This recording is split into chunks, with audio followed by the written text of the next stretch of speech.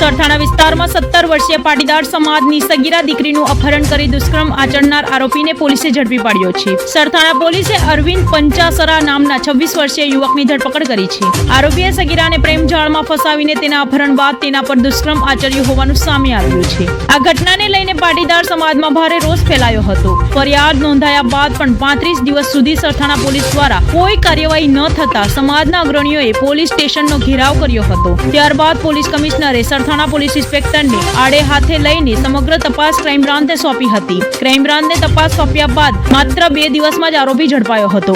Crime બ્રાન્ચને આરોપીના movement અંગે માહિતી મળતા સરથાણા પોલીસની એક ટીમ જે સૌરાષ્ટ્ર વિસ્તારમાં હતી તેને જાણ કરવામાં આવી હતી. ત્યારબાદ પોલીસે કાર્યવાહી કરીને આરોપીની ધરપકડ કરી હતી. પોલીસ તપાસમાં ખુલ્યું કે આરોપી સગીરાનું અપહરણ કરી અમરેલી, ભાવનગર, બોટાદ, રાજકોટ અને પોરબંદર સહિતના વિસ્તારોમાં ફરતો હતો.